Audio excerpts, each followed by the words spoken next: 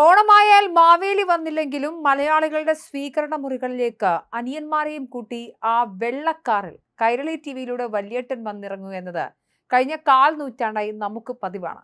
Onam, Vishu, Christmas, പുതുവത്സരം തുടങ്ങി ഏത് പ്രധാന ആഘോഷവേളയായാലും കൈരളി ടിവിയുടെ പ്രധാന ആകർഷണം മമ്മൂട്ടി നായകനായി എത്തിയ വല്യേട്ടനായിരുന്നു.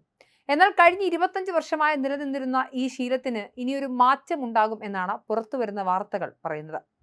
കൈരളി ടിവിയുമായി ഉണ്ടായിരുന്ന വല്യേട്ടൻ സിനിമയുടെ സാറ്റലൈറ്റ് അവകാശ കരാറിന്റെ 25 വർഷത്തെ കാലാവധി പൂർത്തിയായതിനെ തുടർന്ന് ഇത്തവണത്തെ ഓണത്തിന് ചിത്രം ചാനലിൽ സംപ്രേഷണം ചെയ്തേക്കില്ലെന്ന റിപ്പോർട്ടുകളാണ് സോഷ്യൽ മീഡിയയിൽ പ്രചരിക്കുന്നത്. കൈരളിയിൽ ഇനി ചിത്രത്തിന്റെ ടെലികാസ്റ്റ് ഉണ്ടാകില്ലെന്ന് വാർത്തകൾ പുറത്തു വന്നതോടെ നിരവധി ആരാധകരാണ് തങ്ങളുടെ നിരാശയും സങ്കടവും രേഖപ്പെടുത്തി രംഗത്തെത്തിയത്. ഓണത്തിന് വല്യേട്ടൻ വരുന്നതൊരു പതിവും ശീലവുമായിരുന്നെന്നും ഇനി അതില്ലെന്ന് ഓർക്കുമ്പോൾ മനസ്സിലൊരു ശൂന്യതയാണെന്നും ആരാധകർ അഭിപ്രായപ്പെടുന്നു. മാവേലി വന്നില്ലെങ്കിലും വല്യേട്ടൻ വരണമെന്നാണ് പ്രേക്ഷകർ പറയുന്നത്. അതേസമയം സാറ്റലൈറ്റ് അവകാശ കൈമാറ്റത്തെക്കുറിച്ചോ പുതിയ കരാറുകളെക്കുറിച്ചോ ചാനലിന്റെ ഭാഗത്തു നിന്നും ഇതുവരെ ഔദ്യോഗിക സ്ഥിരീകരണങ്ങളൊന്നും പുറത്തു വന്നിട്ടില്ല. ഷാജി കൈലാസിന്റെ സംവിധാനത്തിൽ രഞ്ജിത്തിന്റെ തിരക്കഥയിൽ 2000 തിയേറ്ററിലെത്തിയ വൻ വിജയമായ ചിത്രമായിരുന്നു വല്യേട്ടൻ. റിലീസ് ചെയ്ത് അധികം വൈകാതെ 2001 ചിത്രത്തിന്റെ സാറ്റലൈറ്റ് പ്രീമിയർ അവകാശം കൈരളി ടിവി സ്വന്തമാക്കുന്നത്. അന്നു മുതൽ ചാനലിന്റെ പ്രധാന മുഖമുദ്രകളിൽ ഒന്നായിരുന്നു ഈ ചിത്രം.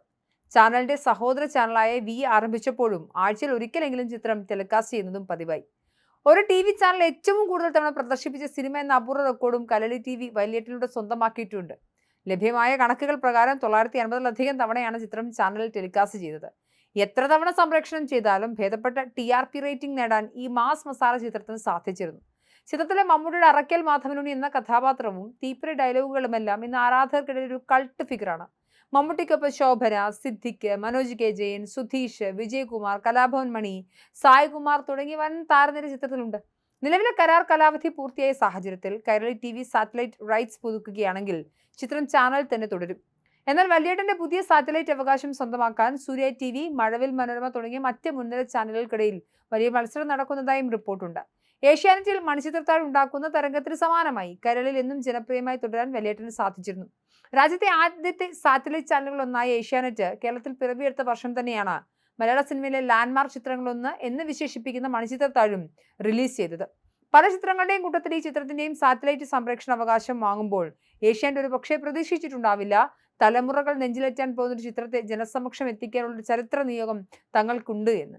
ഇപ്പോഴും കാഴ്ചക്കാരുള്ള ഒരു എവർഗ്രീൻ ചിത്രമാണ് മണിച്ചിത്രത്താഴ്. സത്യത്തിൽ അതൊരു മണിച്ചിത്രം തന്നെയാണ്. കാരണം താഴ് തുറന്ന് ഇപ്പോഴും പണം തരുന്ന ചിത്രം ബിഗ് ബോസ് നടന്നുകൊണ്ടിരുന്നപ്പോൾ അവിടുത്തെ മത്സരാർത്ഥികൾക്ക് വേണ്ടി കാണിച്ചതും ഈ ചിത്രമായിരുന്നു.